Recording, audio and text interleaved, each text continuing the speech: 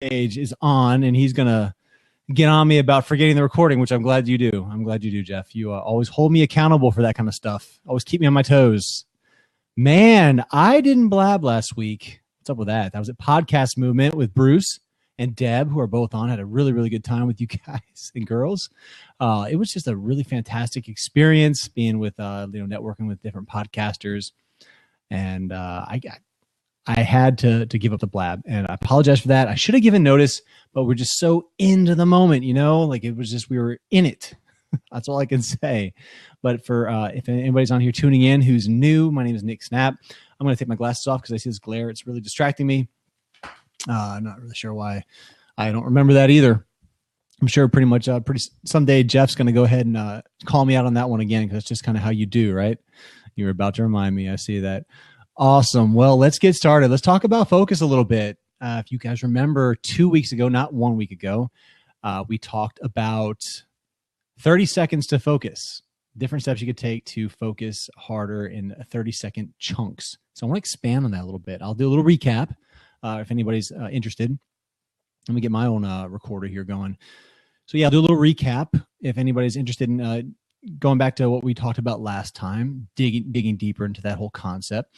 But 30 seconds at a time. So the first thing was, writing out, if you guys remember, writing out for 30 seconds how you're feeling at the time. Writing it out as simple as you can, just whenever it is you want to get into the mode of more mindfulness and just kind of clearing out your head and just getting prepared to focus. Again, this is last week's or 2 weeks ago's topic. Write out for 30 seconds how you're feeling. That's the first step. And the second one we covered was write down the number one contributing factor to how you're feeling. If you remember, the third step was to dig a little deeper in that contributing factor and writing down exactly what was causing those feelings in one word as quickly as you can.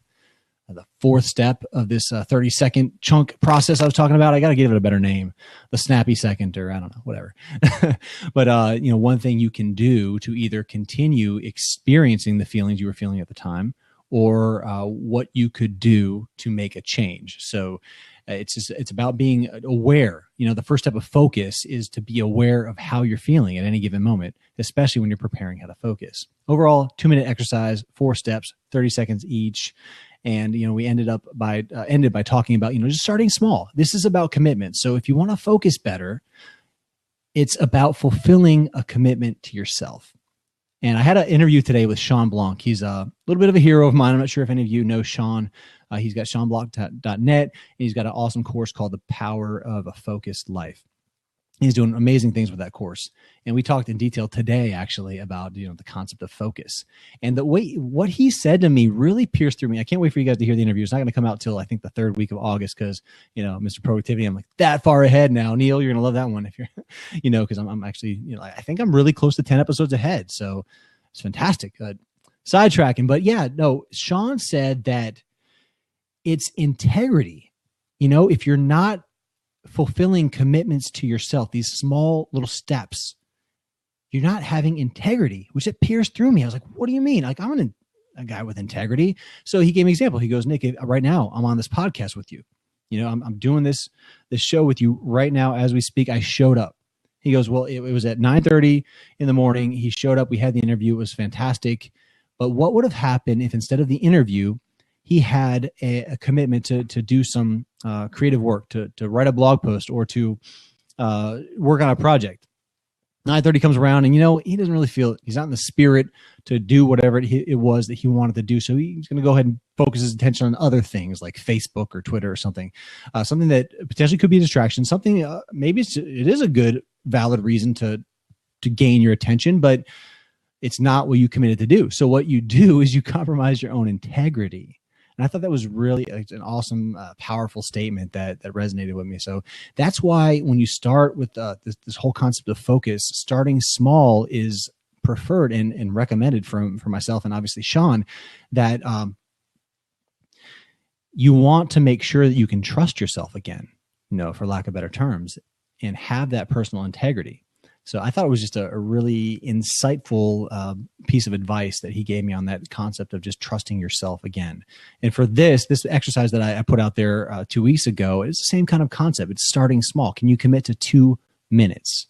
That's really it. And you might not do them in sequentially, but can you commit to like 4 30-second chunks? I mean, how much of that day really is it to just gain a little bit more awareness for how you're feeling and what's contributing to that? So that was like the first step that we talked about. It's all about those small commitments. That's where focus starts. So if you can commit to those 2 minutes, you can fulfill that integrity, that personal integrity of your own personal commitments, and then start building on that momentum. And eventually, through that habit, it will just give you a time frame. And I broke this out for a client that I was talking to, I had enrollment, I had a strategy session today, and we talked about starting small. We talked about, can you do something for 5 minutes for 30 days straight? I don't know why I'm trouble talking here, but yeah, can you do something for 5 minutes for 30 days straight? And that's all it really takes. And we go back to Seinfeld, not breaking the chain sort of concept. If you can do that for 30 days straight, you're going to begin to trust yourself. You're going to begin to trust yourself on bigger things. So that's a really good way to start when it comes to the process of focus. But today, that was last week. That was a recap 2 weeks ago. Today, I want to dive into some tactics for focusing better right now, or the next time you want to sit down and focus on a given task. So I'll offer you 4 tactics that you can implement right away to focus better immediately. So it's not so much about mindset like it was 2 weeks ago. In fact, you'll need to commit to setting up this infrastructure that I'm about to go through. But it's more so on how to set up the environment in your work or your home office that fosters improved focus. So one of the first step that we talked about was the mindfulness part, and this piece, the awareness. And now it's, okay, how do you set up your environment to improve it? So that's what we'll go through here today.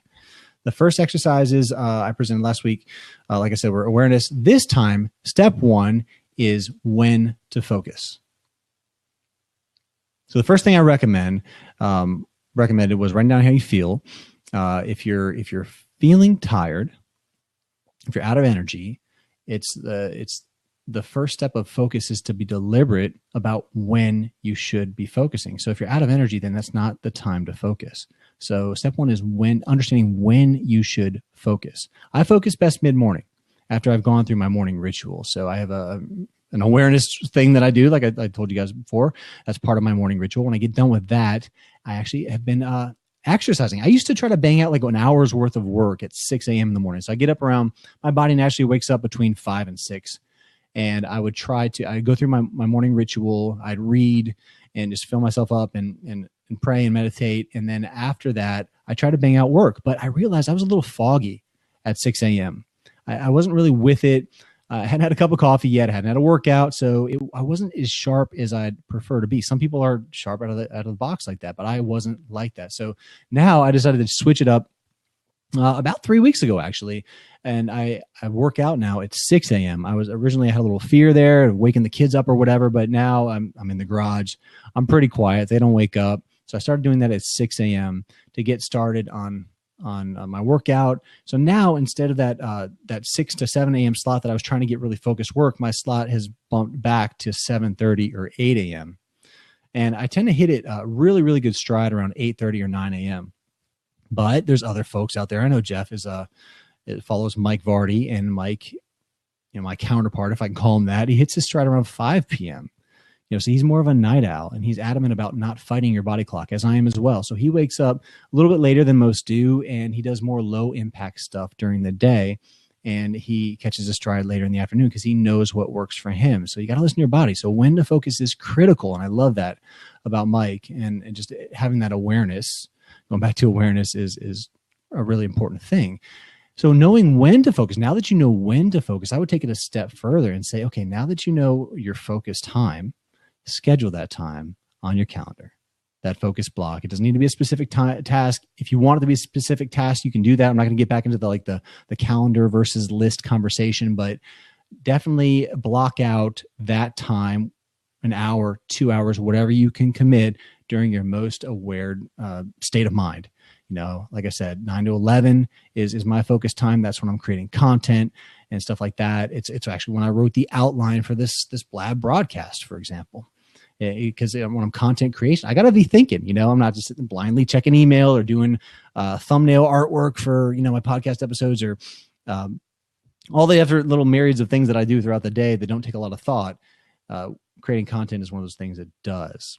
So at the end of the day, and here's another step, I guess. If you're scheduling that focus time, doing that planning shouldn't happen for me at the beginning of the day, or it shouldn't happen when you have those prime focus hours, because there's this thing called decision fatigue. And I'm sure a lot of you heard about this idea of decision fatigue, and it's a real thing.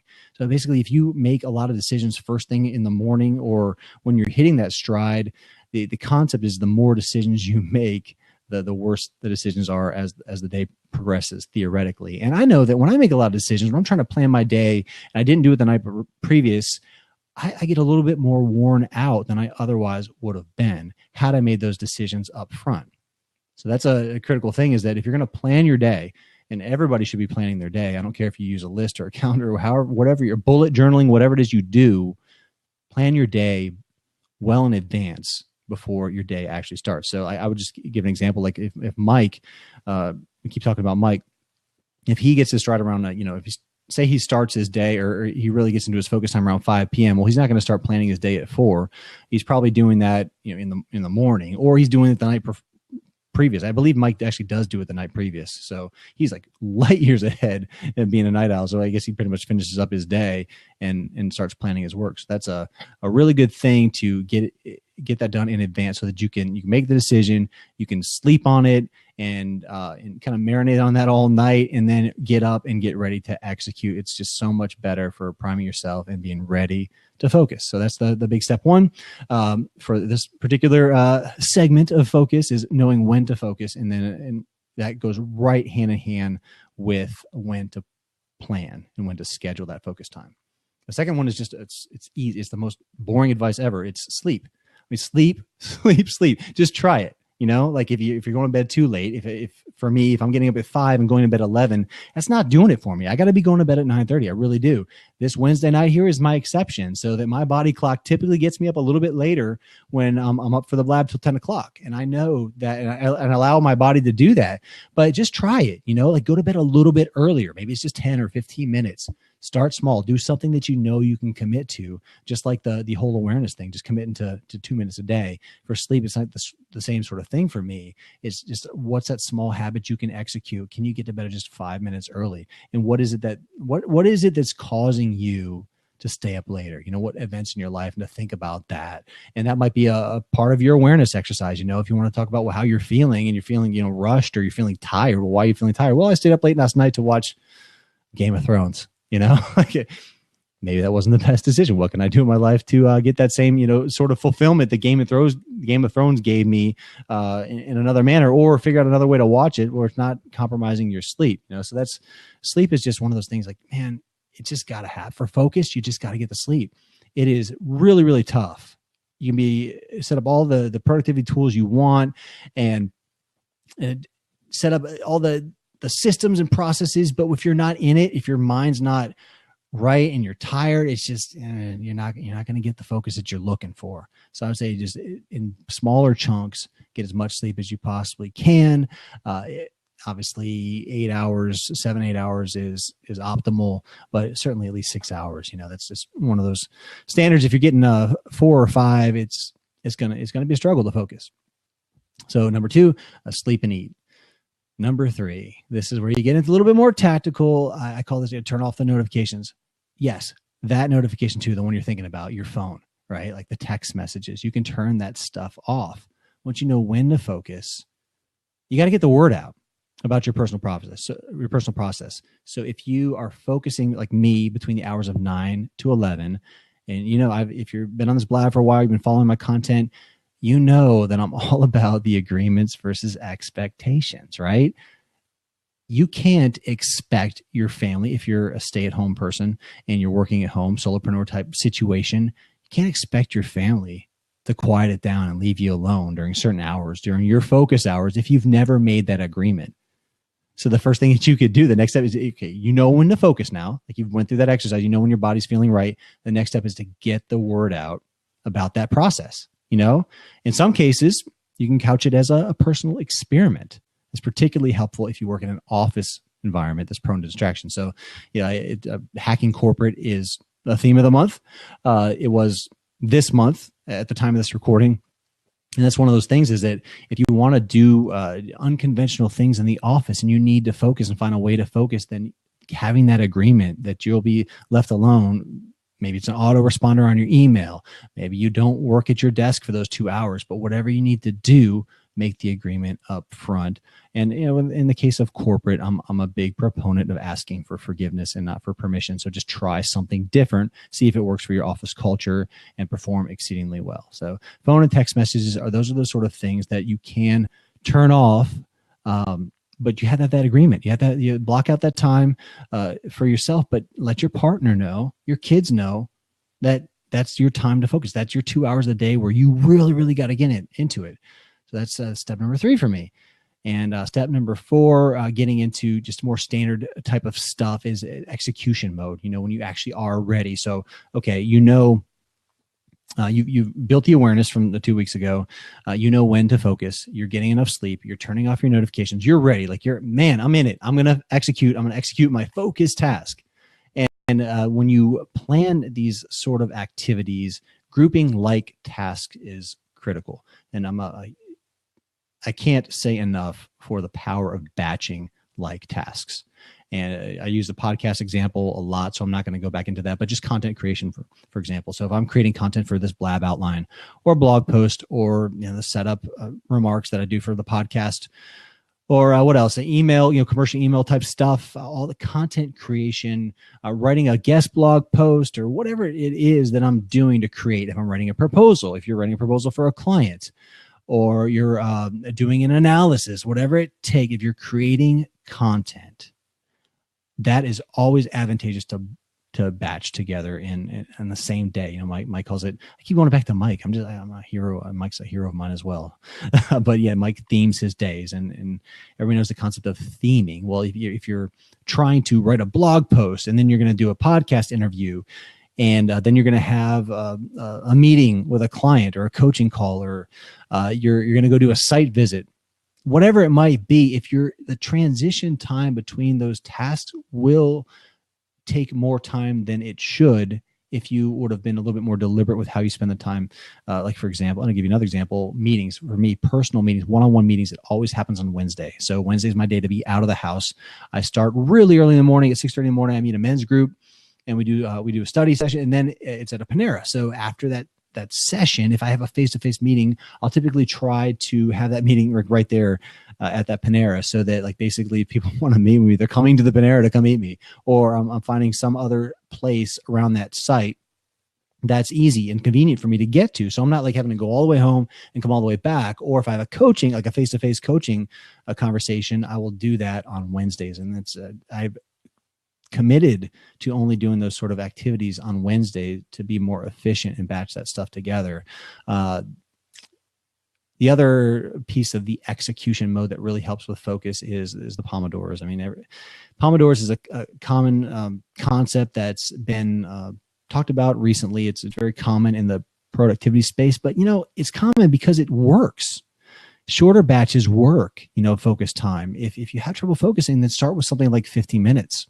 You focus for 15 minutes, set a timer, and if you can keep going for 25, 35, no more than 50 minutes, 50 minutes, then do it. If you can't really get it together, then give yourself the freedom to step away from that work for 5 minutes, 10 minutes, take that break, because breaks have been proven. Studies have been shown that you can't just plug away for 4 hours straight without stopping. You're going to lose momentum. You're going to lose the quality of your work. You're not going to be quite as productive as you otherwise would have been had you had taken those appropriate breaks. So doing the Pomodoro, setting the timer is critical in execution. And if you have a plan, and one of the things that I kind of add a little bonus piece of advice, I guess, is if you're tracking what you're doing, if it's visible and you're paying attention to it, you know how you're spending your time, you're going to give it more stock, or you're going to give it more, what's the word I'm looking for? It's going to be you're going to be more likely to fulfill the commitment than you otherwise would if you're just kind of winging it. So if you have a plan on your calendar, you can use an app to track your time, doing what you're doing. We've had those conversations, but an easy thing to do is just print out the day, the things that you have on that calendar. And if you put tasks, blocks of time for how long you want to work on things, then do a baseline versus actual. So your calendar that you print out is your baseline. And then, how much time did you actually spend doing the thing? And if you're tracking your time, if you look at like iCal, there's these blocks of time that's listed out. I print out the day. So it's, it's vertical with the y-axis being the time of day. And you can see the block of time. I actually just do little arrows for when I started and then when I stopped, and you can see the difference pretty clearly. And it's been helpful for me to know, okay, a couple of things. One, it helps me estimate how long it takes to do certain things better. And the second thing is I pay more attention to it. I'm more likely to fulfill that commitment and set my timer and do those Pomodoros that for me are necessary to execute focused work. So those are my 4 steps. I hope you enjoyed the broadcast on Blab. I'm just really excited that everybody's here and tuning in. I'm excited that Neil's here, leaving comments. It's good to have you, Neil. But I'm ready to open up the floor. So that is the end of the recording of the Make a Snappy Productivity Show. But I'm going to open up the floor for discussion. And yeah, let's go. Let's do it. Anybody ready to call in? Please do. Let's go through the comments here. I don't typically go through the comments as I'm presenting the content because I don't want to get distracted. I want to stay focused. Neil says, I was driving today and literally the word focus was on my mind. I had to tune in because it had to be a sign that your topic was focused. That's awesome. Neil's my editor for the Make a Snappy Productivity Show. So if you like the show, give Neil some props. He's here. And Bruce is on. Bruce, I know you tried to call in earlier, man. Go ahead. Love to have you call in now. There he is. Now Clem's on. Waiting for Clem to call in. What's up, man? You working tonight? I don't think you're working. Are you in town? So Bruce is calling in. Neil's calling in. There he is, man. I love Neil. What's going on, Snappy Nation? What's up, brother? Okay? Yeah, he was ribbing me pretty hard. Bruce, I'm having trouble getting you in, man. Not sure what's going on, but Neil's ribbing me pretty hard. He said, he's editing my show, and every intro he's like, is it Snappy Nation or is it Snappation? You got to decide. You've been trying to decide for like 30 episodes. What's the deal, man? Like, make a decision. And you voted for Snappy Nation, right? Yeah. Should just settle that right here. Settle that right here with the folks that are tuned in. Editor has decided. Snappy. You're just going to start editing out the Snappation, so I can't even try. What's up, Bruce? Good to see you, man. Yeah, great to be here. Yeah, it was great hanging out with you at Podcast Movement. That was awesome, Nick. It was, man. I had a really good time, especially what was that, Friday night? No. Yeah, it was Thursday night when you and I and Deb hung out, right? Yeah, that's right. That was Thursday night. That was great. Yeah, Deb's on. Yeah. Deb's in a position to call. Deb used to call in all the time, and Deb's just been kind of like voyeuring lately. Not sure hanging out, just lurking. Deb the lurker. Jeff calls in every now and then. Jeff's not calling in. He's just making fun of me like usual. There's Deb. I pressured her into calling. That's funny. I'm only staying on a minute. Oh my, she's totally not safe. I'm driving. Wow. So I can't have you all thinking I'm just a voyeur. I'm not. No, we don't want that. We don't want that. I just What are you driving to, Deb? things to focus on. Yes, I'm driving back from a lovely dinner with a friend from camp. Okay. Camp Good Life Project, and I made the time. That's part of the focus thing. What I was thinking about was that you have to have that focus time so you can break and do something that you really weren't expecting to do. Like going down and doing this dinner tonight. It was not on my calendar. Right? Yeah, I didn't mention that, but that's something critical from the perspective of buffer, right? So I think that I talked about this before, that, if you're going to schedule something, if you have a critical thing to do or whatever, and it's all about doing the deep work, right? Doing the things that are really, really important. But if you schedule like 2 hours, for example, that's your time to focus on whatever it is that's important. And that's all you like. If the only thing you get done is the 2 hours of work, and you have like, depending on how many hours you work, Neil, I know you're like working 18 or 19, but for the normal people out there that are working 8, you got 6 hours of buffer, right? And you can have the freedom to do those sort of things, and it just feels better. Like if your kid wants to take them to go get ice cream or something like that, like you can do that. And I think that's one of the things that we try to do. We always overestimate how much we can get done in a day, and then we get frustrated when we can't get it done. So And, you know, Yeah. it's funny too, because I had it sort of planned because we were supposed to meet at 6 o'clock and I had a 6:30 reservation. I was on top of all that. And I figured I could be back at my desk at about 9. That would be about right. But they were late. Traffic was bad. We had a long chat at dinner and she talked a lot, more than me. That's Just so you know. stuff to do. Stuff to do. That gives you any perspective. Yeah.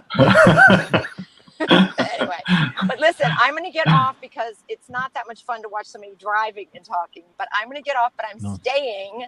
And if there's any opportunity Cool. when I get to my destination, I'll hop back on. Nice. And hi, Very Neil. cool. Hi, Hi, Dan. Neil. How are Hi, you? Bruce. We had a lovely Hi. dinner the other night, and we all know each other better than we did before. There you go. We absolutely do. Exactly. We absolutely Wish I do. could have been there. Most definitely. All right, Oh, now I'm in thanks a for calling traffic me, light Blab. because I got to see how to get out of here. How do I Be do careful. this? Please be I careful. know. I'm in a traffic light. Yeah. Okay. How do I do it? Why do I still see trees going in the background? Okay, now you're stopped. Okay. Now you're safe. Hi. And now I look like my crazy mother. My mother's a nut. That's right. So I I'm see kinda Sarah's like that. on. Thanks for joining, Sarah. I'm going to get off in a sec, but I'm going to pull over. That's good. That's good. So I Neil, know. what's up, man? You know, I've been thinking about you from the perspective of you're creative. You know, you're doing the videos, and I remember when we originally had our conversation, our coaching conversation, way back on episode whatever it was, like 8, I think, way back in Way inception. back in the beginning. Yeah, and you were talking about like the flexibility you need to have when you're doing this content creation, and it kind of just sat with me for a while. I'm like, man, you know, can you establish those boundaries and still be able to execute within those boundaries? And I talked about it with Sean today on my interview. It's like we as creative, he said it himself, you know, as a content creator, we feel like, oh, we got to have the freedom to do whatever it is we need to do to get it done and make it good. But he's learned from his personal process, and he's been at this content creating thing for, you know, 5-6 years, however long he's been blogging. He said that, you know, the more constraints, but when he has the plan, the infrastructure, you know, that the boundaries, he said he is more creative, you know, within those boundaries. You got to have that infrastructure. I hate to say this, and hopefully none of my real close friends are watching this, because I gave you the same excuse on that first episode where you coached me, where I was like, I gotta be fluid, I gotta be creative. Please don't put boundaries on me. But I must say, making this movie, The Messengers, and right now I'm still on crazy schedule, but it's true that once you start putting some boundaries together, you're able to be more focused, creative, which is the reason I logged in, because I hear cutting your show, and without giving away too much about what the show was about, I just wanted to chime in that the show is about creating and managing your time demands that you create, right? This is what you talked about in show 48 that's coming out. So everyone needs to listen to the show. It's good enough that it made me log into Blab, which I haven't done in a long time. Well, that's cool. So the show, I edit all your shows, I listen to your shows, but this particular one kind of resonated because of what you just said. So trying to be a creative and trying to stay fluid, but still try to figure out how do I add some kind of system. So listening to the show, actually, I'm nodding my head the entire time while Francis is talking about we create all these time demands and then we forget about them and we don't put them in our calendar. We don't do these things and then we fail. Right. Well, today I was driving and I was, you know, going from meeting to meeting to meeting, and my day just felt like a blur. And what's funny, I'm wearing #momentum shirt, which you talked about. Okay. And but what's funny, I was thinking, because when I speak next, what I need to carry on this hashtag thing. This works really good. People remember this. And the funny thing, the ironic thing about your show today is my word was #focus. All right. And I was like talking about how not only focus to become a better creative and also add constraints and systems, but I was thinking also, how do I relate that to also focus creatively? And then I look at your topic for your Blab and you're like, today we're going to talk about focus. And I'm thinking, dude, it's like a sign. Like I have to log on to Blab. My computer didn't even remember how to do it anymore because you used to be a big blabber. You're the parablabber. Yeah, but you took over the waves. You're the man now. You know, I log on to your show just to be seen now. But to not take up your entire time, really, I just wanted to log on, 1, to support what you're doing, 2, because the next show episode, guys, is ridiculous. You need to listen to it. And 3, I've gotten better at trying to apply systems. A lot of it, I always keep giving you credit, was because of the things that you told me. I put them into action right away. And now we're doing a movie that's overwhelming my life, but I'm still able to manage it because a lot of the stuff that you told me. So I wanted to log on and just kind of be present and tell people that, you know, a lot of the tools that you gave me, I was just being stubborn because I didn't want to change my focus. I didn't want to change my ways. And applying a lot of these things now has really, really helped out, and particularly adding a major project like a film on top of your business and everything else you're doing. Yeah, man, I really appreciate that, Neil. Well, tell everybody, because I'm excited about the documentary. So tell everybody, and just before I forget, though, the episode you're talking about is Francis Wade. He right now he lives in Trinidad and Tobago. He's from Jamaica. He's an engineer like me, so super data-oriented guy. But man, I really had a good time. I hope you could hear it in my voice. Cut the show. Like I really, really enjoyed talking to Francis. So definitely check out. Sometimes you guys, you really lose me. Like I listen to the show and I try because you're my buddy, and then halfway through I'm like, what is Six Sigma, right?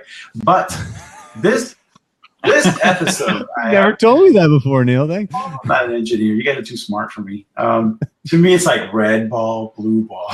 But anyway, you know, this is me, very simply put. Right? So for this episode specifically, I'm cutting it and I'm listening to this guy, and I'm like, wow, he's talking to me directly. I make, in a busy world, and even making this film, which just to do a very brief version, the film is about podcasters that are changing the lives of other podcasters because a life-changing event led them to podcasting. And so it's funny because I'm listening to your episode and he's talking about how we make all these time demands and we create time demands. And that's me all day. I want to please everybody. I want to say yes to as many things as I can.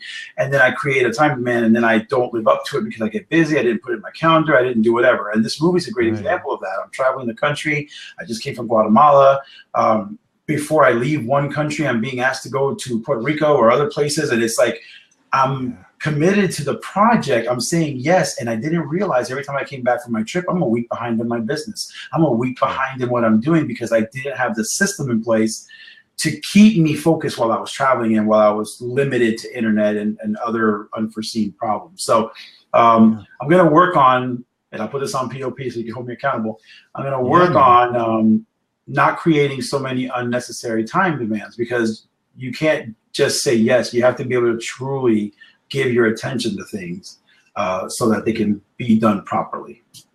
Neil, thanks for that, man. This is good stuff, man. I just acknowledge you, man. The fact that you recognize that light years ahead of everybody else. Oh, here's Clem. You gotta stay on here and say hi to Clem here. Neil. Finally, we get to say hi in person. Yeah, have you guys even interacted? You've heard Clem's voice like 20 times. And we connected one time or two on email, and then I started to travel for the film, and I haven't kept in touch with you. That's right. In the middle Bruce. of the jungle. Bruce, mindfulness, the awareness guy, man. What's up, Clem?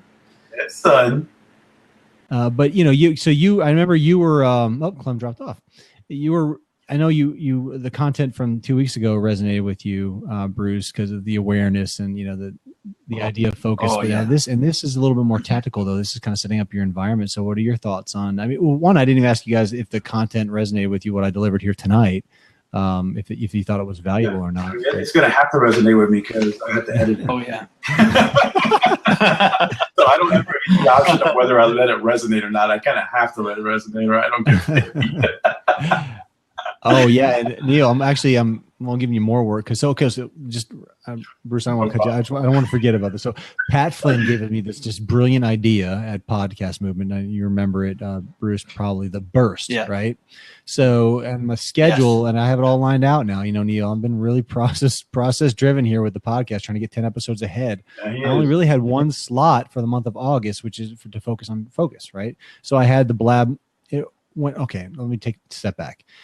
For the Blab, what I was doing my second episode every week used to be Blab. And now I'm getting inundated with interviews and stuff. And it's great. I mean, Bruce, you're going to be on next month in August, actually. You're going to be episode, hold on. Nice. 55. You're going to be 55, Bruce. Great. So I don't have enough room for Blab. But Pat Flynn said, hey, why don't you give them a burst, which is like same day, release like 3 episodes. So guess what? Next week, I'm going to talk about focus again. I'm going to have the 3 Blab series, Focus, coming out on one day. So nice. That's my strategy. So I recorded one 2 weeks ago. I got this one now, great. and I'll have another one next week. So no surprise that you got to take the burst and then hand that burst right over to us. Yeah, we love it. You gotta know your strength. You gotta know your strength. So that's an investment that I'll make. Sarah, what do you mean? This is hilarious. I'm just kind of curious what you're thinking there. Feel free to call in. Clem, I'm not sure what happened to you, man. Clem just completely dropped off. Clem said, dude, this guy hasn't kept up with me. I'm not getting on the same time. He logs off, I'll log in. Oh, there he is. Now he's like, oh, I heard you somehow, even though he wasn't long. Clem, we were just talking about you, man. Call back in. There he is. There he is. Go Magic. That's funny. Like he got right back on as soon as we started talking about him, like, as if he was listening. Well, hey man, I gotta congratulate you. I haven't had time to even say congratulations because you are now like a featured productivity spot on the Horse Radio Network, which is one of my favorite guys. Glenn the Geek, if he's listening, you went from a little once in a while to an official. Got your own promo bumper. You're it, man. Wow. You are listening. Big. And he said he was adding what do you say, like a landing page for me or something on it? I actually had somebody write me say, I heard Nick Snapp, don't you cut his show? And it says he's really good on the Horse Radio Network. One of my editors, Ralph Lugo from Orlando, he's cool. Hey, is that Nick Snapp? Don't you do his stuff? I said, yeah, dude, I heard him on the Horse Radio Network. He's really good on there. Oh man, that's cool. That feels so good. Yeah, it's cool. Well, Bruce, Bruce, I don't want to. I started asking you questions about focus, Bruce. But what is your? So you're the mindfulness guy, like you. The awareness is your thing. That's what you do. But then when it comes to executing and setting up your work environment, like what does that look like for you? And I can't wait for Clem to get on too, because I heard him on your show talk about his environment. But there he is, man, in and out. But Bruce, what? Yeah, there's Clem. So say hi to Neil before we get off track here. Say hi to Neil because you guys can meet forever. I'm never on here, man. What's up? No magic. Yeah. Hey, Clem. Hey, Clem. But Bruce, tell me a little bit about your execution mode for focus. Well, I really like what you said about it has to be the right time. Sometimes just, you can try and think, oh, geez, I've got to be focused all the time, but that's not really the way to look at it. There are certain times when you can be focused, other times when you need to kick back and relax and not even worry about trying to be focused. And for me, it really helps to just have that quiet time at the beginning of the day to meditate and kind of clear my mind. And then I'm finding later on in the day when I'm writing content, when I'm editing, when I'm recording podcast interviews, when I'm doing all that, then I am focused. And it really does depend on how well I've been sort of following my routine in the morning and keeping my workspace organized so it's exactly the way it feels good. Because once things get cluttered, and I can be terrible for that. I can be just I have stuff everywhere, and I just have to stop and take a break and say I've got to get this stuff cleaned up because it just really does interfere with my focus. So yeah, that I don't know if that's true for the rest of you, but I heard that a number of times at podcast. Huge one. I do video editing, and when this table gets cluttered and I've got bills and masters and folders, literally I can't be creative, and I end up editing on my laptop somewhere else because this space it stops becoming a creative zone and it becomes Bill's responsibility, and I start to get stressed out. Yeah, I couldn't agree with you more. Yeah, me too. Yeah, I get stressed with that. I just have to have this space that feels good, not only looks good, there's enough air and I feel like I can breathe. It's not too hot, it's not too humid, all of those things are important. The lighting, all those things. And if something's off, I'm like, why aren't I feeling right today? Like, what's going on? And then I'm going, oh, okay. So there's this, all this noise going on outside, or this weird smell happening, or something. Like there are things that can throw you off, and it's surprising sometimes what they can be. Yeah, sometimes you want to shut your mindfulness off. Yeah, you do. You don't want to be quite as much in the moment on those particular times. That's true. Yeah. Well, you really do have to get your attention just focused in there and make sure the environment's right for it. So yeah, what you said with your first point, Nick, is right, bang on. You know, that you have to make sure that time is right to be focused, and the best way to do that is with your routines and your habits. And by doing that, then you can really feel like, hey, I'm in the right place at the right time, and this is the way it's supposed to be. Yeah. And, you know, it reminds me, when you were talking about focus earlier today, my son and I were at the gym, and I mentioned to you, Nick, that we're kind of accountability partners for each other. We're working out at the gym. And so we went, and he was kind of helping me out with my swimming, because we went in the pool after we worked out. And swimming is something that I really like, but I'm not really good at it. But it's a really good example of focus, because if you're not focused exactly on what you're doing as you're swimming, you know, it's not going to work, at least not for me. And he says, come on, Dad, keep your legs straight. You know, your legs aren't straight. And I'm like trying to focus, you know, and trying to breathe and trying to do all this. And I was definitely not thinking about anything else at that time. You know, that's an example of focus. And I noticed that a lot of people I interview talk about some form of physical exercise. Brent Seal is a mountain climber, and when he climbs mountains, he's totally focused, because he has to be. You know, it's life and death. You know, and if you're not focused on that, if you're not mindful in the moment, you're going to pay for it very fast. Yeah, definitely true. Very powerful. Yeah, possibly even losing in life. Yeah. You know, another big one, I know you're tight on time, but another big one for me that's I'm only been doing for 2 weeks, but it's working so well, is I used to edit, and the entire time I'm in here working, I'm doing this number, and as my emails kick in, I'm checking them. And not just emails, but notifications. And what I've been trying to do, which has pretty much ticked off everybody I know, is I'm starting to really educate them that from now on, I'm in an edit session, means my phone's not even going to be in my hand anymore. And what's it allowing me to do is focus on being a better, you know, editor, whatever it is I'm doing, producer, whatever. And then I address them as soon as I get out. I address everybody that I missed in those few minutes. And it's gotten some people upset because I'm not as immediate anymore, but I've noticed a huge productivity and jump, and I'm getting stuff out a little bit better. And I'm not feeling so like on demand. Oh my God, I got to keep stopping to go because Nick won't stop texting me or whatever. So that would actually be Chris Minutes. But, it's really worked out. So for anybody out there that's addicted to your phone, one thing I joke around about, Nick, he's always saying, check your email in batches. That has helped me out too. We just feel like we owe everybody a response every second of every day. And I'm starting to really love editing. Went from stressful to it's becoming my quiet time that you take in the morning. Now editing can be more intimate, and I can really focus on the project, and everybody can wait, man. There's really just nothing that important unless my wife hits 911. I mean, literally. Neil, that's so... It's I love the fact that you kind of implemented one of the hacking corporate strategies that I talk about is testing the boundaries, you know, experimenting. Oh, they don't like it. But you're experimenting with your clients, and you know what's acceptable and what's not, you know, and it's in some ways it's an expectation. So clients expect you to respond, or you had the expectations that clients expected you to respond, however you want to define it. But I think that and I know you're being more deliberate with, look, this is what I can do and this is what I can't do. Yeah. And so when I put out, hey, I need this thing by Sunday, you're like, I can do it, or whatever. Like, it's an agreement, right? Like I talk about negotiating agreements. You and I kind of negotiate. You're like, well, Tuesday's a little bit too late. What about Monday at noon? You know, that kind of stuff. And that's where the creativity comes in, and that's what allows us to do the work more effectively. Well, I'm also trying to be a better communicator and set better how much I say, I'm trying to be a better communicator and set a better expectation from a potential client or any client, because one of our stressors is that you just want to get it done, and so you take too much and you can't get it done. Now you have to make excuses. I'd rather tell you I need that extra day, and I can 100% deliver it for you. And now what I've noticed is my personal stress is going down a little bit because I'm giving myself an extra day, because stuff does happen. Your car breaks and stuff. Your wife surprises you.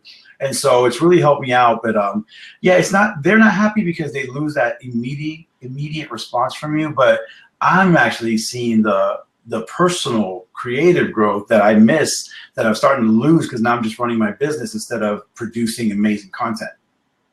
So, another good one from the Nick Snapp machine, you know what I mean? Thanks. And Clem dropped off again. Clem, what's going on, Yeah, I man? don't think Maybe Clem she'll likes tune my in. hat. Maybe I just need to turn it backwards.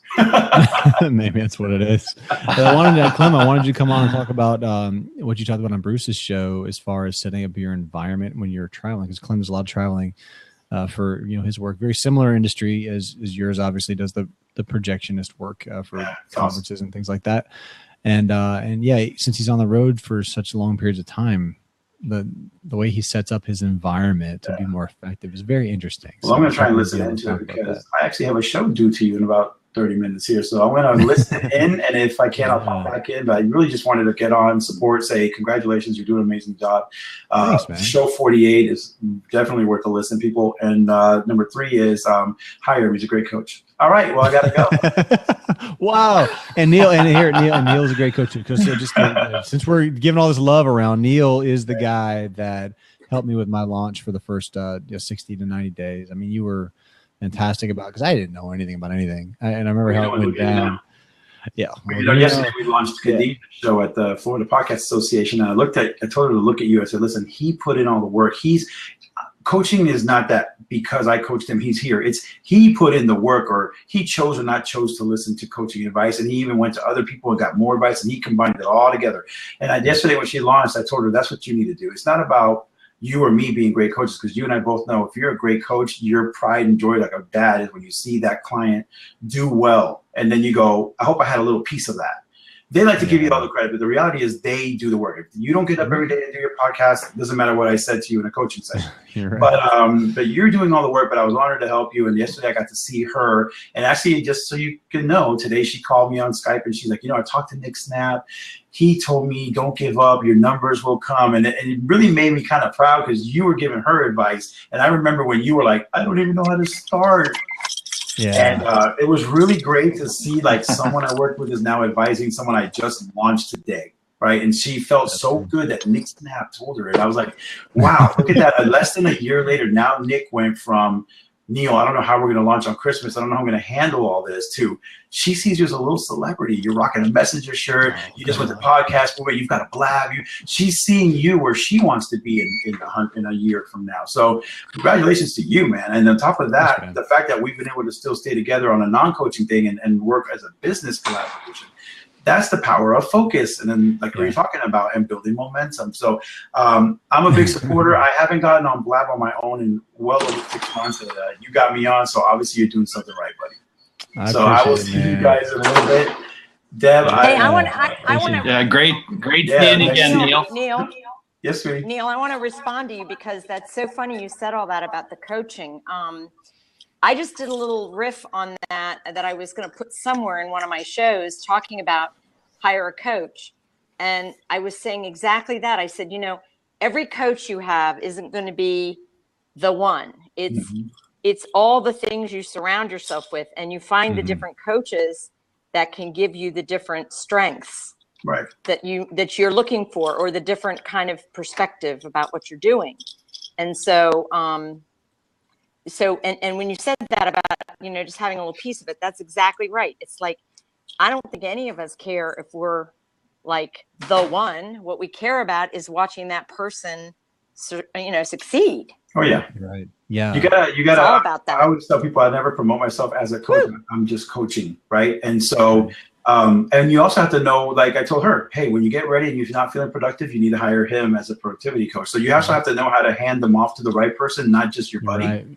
Because you're actually hurting them when you just hand them off to someone just to make your buddy money, versus she needs to go to you because there's a certain trait that Nick has that I just don't have, and he's going to be able to coach you in a better way. So my big thing is, if you're coaching someone, take it as a huge responsibility that you can actually screw them or you can make them amazing.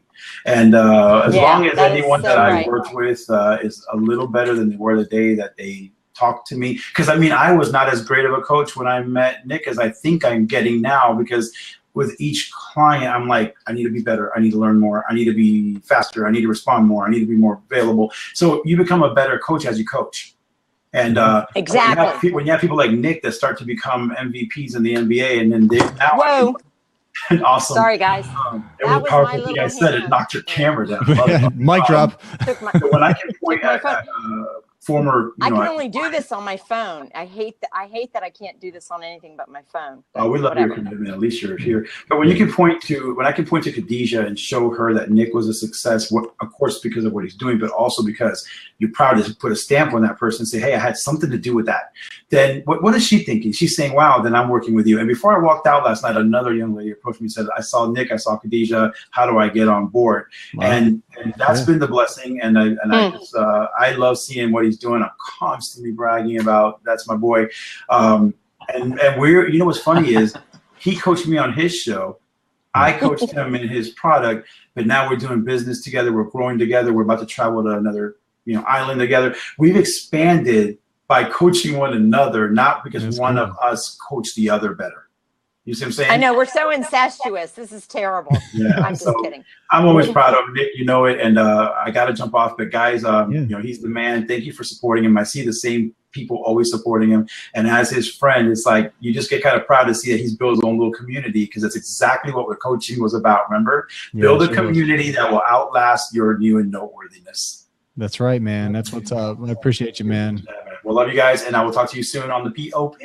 Thanks, Neil, man. Bye. You're awesome. Ciao, guys. Have a great night, guys. Bye-bye. You too, man. And Neil brings in a kind of a good point that I want to say, and this is what we'll talk about in the third segment of the focus. Blab is the accountability piece. And we talk about coaching and just being surrounded by community. That's really what TVBO has done for me. The podcasting network, Deb, you and Bruce, and Clem and Sarah. I mean, we're together. Like we have each other to lean on and ask questions. And man, if you're out on your island doing your own thing, it's gonna be tough. It's not as much fun either. No, it's nowhere near as much fun. Totally sucks. No. Yeah, I could have made so much more progress had I met groups of like-minded people. So if you want to focus, find people that are going to hold you accountable to focus. I mean, that's just. I totally agree with that advice. I think people so want to know why I look physically different than 2 years ago, or act different, or whatever. I'm happier, I'm skinnier, I'm healthier looking, I look younger, so but the thing is, it's because of that very reason. It's like I went after what I wanted, and what I wanted was more friends that would support me in what I was trying to do and help me build my confidence. And that is exactly what it does. And the thing is you think when you're doing all of that, you think you're taking, but you're giving too.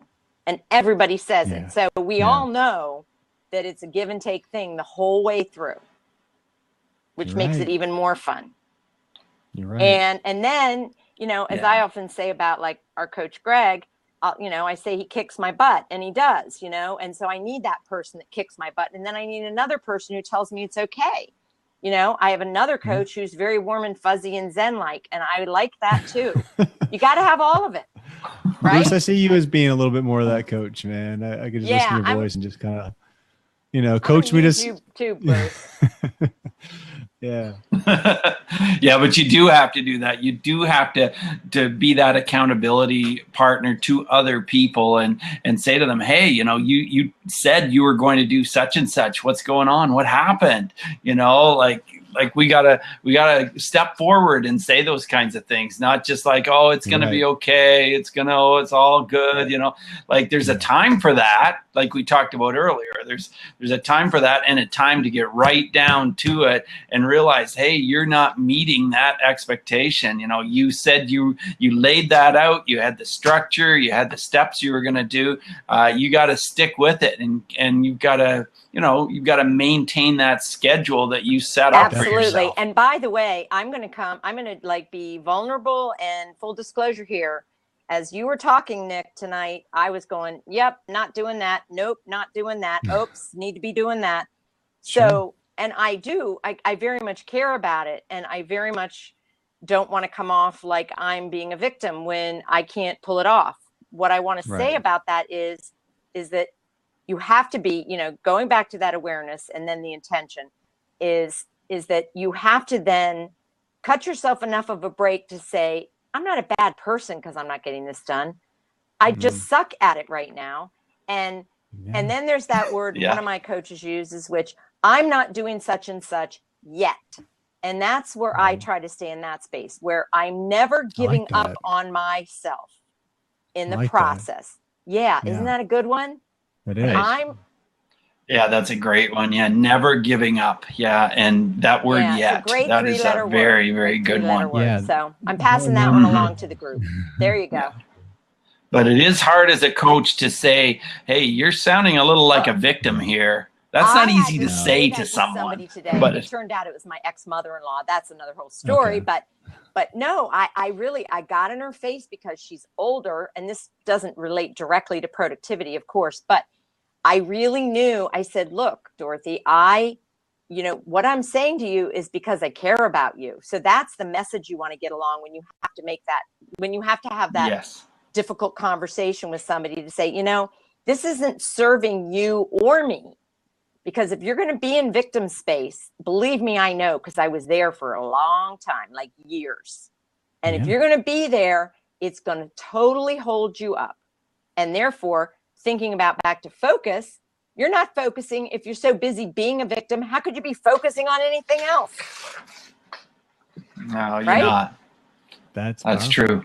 So we owe it to people. We actually owe it to people to tell them that truth. But say it, as nicely as we know how to say it without beating them up and telling them they're a bad person.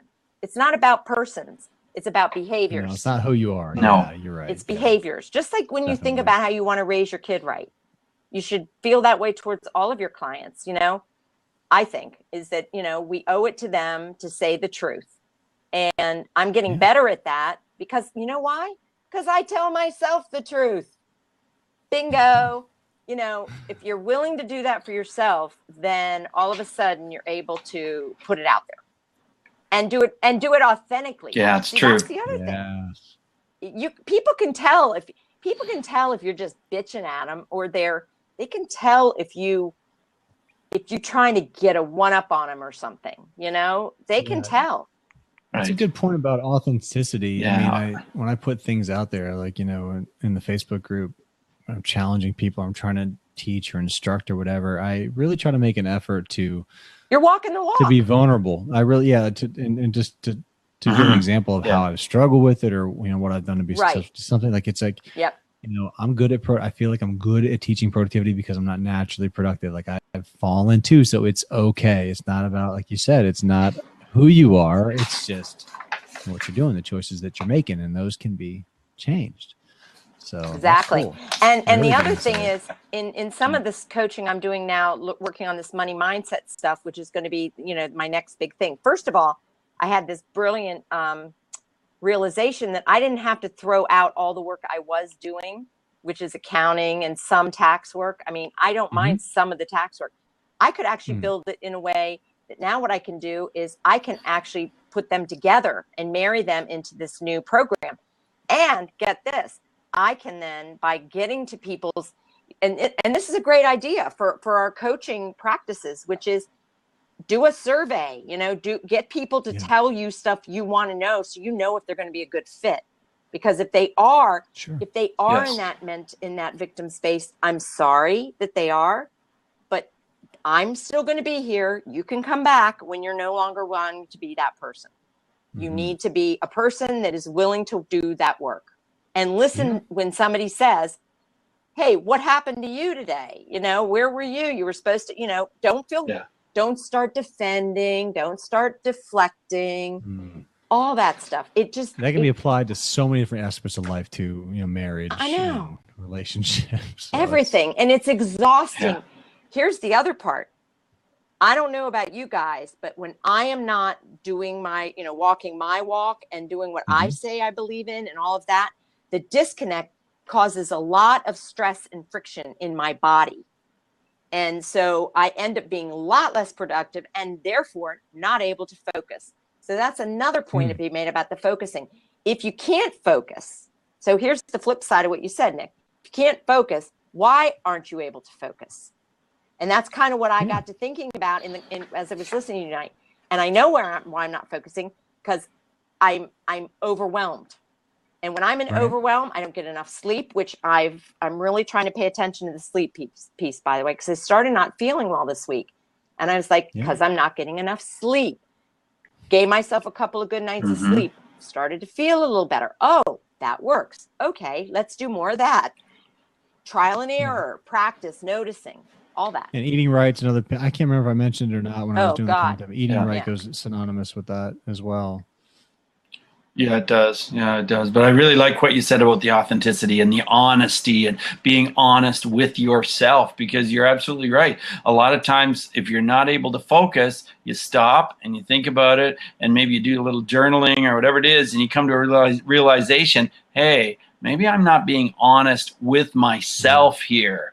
I'm not, I think I'm doing what I'm supposed to be doing, but I'm kind of being dishonest with myself. And that is going to screw up my focus big time. And we all have it. We all have that happen. I mean, we're all human, and stuff like that goes on. And then we just have to shift and get back on track again and get refocused and get back to the honesty and know where we're going and head back in that direction. Insight and a great way to close it out, because it is 10 o'clock. Woo! And, we made it through another Blab night. It was fun. It was great. And no, I like this. This is great to be here. Thanks. Thank you. Thanks, everybody. Jeff, Sarah, this was great. James is on. Thank you guys so much for tuning in. Clem, I'm sorry you came out. I'm not sure what happened over there, but I don't know. We miss you, man. But it's been fun. So next week I will commit, as long as I'm not sick or anything, which I won't be. I don't know why I put that out in the in the universe, but don't. We'll talk Bad about bad karma. We'll talk about the third, piece of focus, and it's going to be a lot of focus, for lack of better terms, on accountability and the infrastructure you need to build around your execution to follow through. So it'll be good stuff, and I can't wait to hopefully have you guys back here next week at 9 p.m. For those listening who don't know me, I'm Nick Snapp. Make It Snappy Productivity Show is my deal, my podcast. Bruce, Deb, you both have podcasts as well. You want to just give a quick little outro and before we hang up? I'll tell you, this week on my podcast is Nick Snapp. So if you haven't had enough Nick Snapp this week, then get a little more Nick Snapp on Friday. Now, here's the deal. Here's what happened. I thought I was my podcast, I was planning to launch it on Thursdays, but my production person seems to think it's Friday, and I didn't really care about getting into it. So I'm like, Thursday or Friday really doesn't matter to me. No, as long as it gets done every week. That's where you have to sort of drop back and go, you know what? Doesn't really matter. Nick, you will be on by Friday. Fantastic. Well, yeah. I think okay. People will get. I think there's people who are expecting my episodes. At this point now, I've been out for 6 months, but yeah, it is kind of important to stay consistent if you can. But don't sacrifice the quality of your content for sure. Right. And my podcast is Financial Karma, because otherwise you won't know how to find Nick and me talking. And look Financial at Jeff. Karma. Jeff gave a little shout out. Somebody's calling in here. We're about to close out. I close it at 10. Really appreciate you joining. Who's this? What's his name? Let me see. Nathan. Appreciate you joining me. Next week we'll be on again at 9. So I don't want to open up the conversation, but thanks for calling in, man. And mine is mindfulness mode. Mindfulness mode in today's episode that I just released tonight is Guthrie Chamberlain, and he knows something about focus. He's a great guy to talk to. It was a terrific interview. So mindfulness mode, you'll enjoy the most recent interview. We talk about focus on there. So tune definitely. In. Nathan, sorry I couldn't have you on, man, but we'll be on next week to talk for the third module of focus or whatever. And Bruce, Deb, awesome having you on. Thanks everybody for joining, and we'll see you next week. Signing off, everybody. Good night. Good night. Yeah, great. Good night.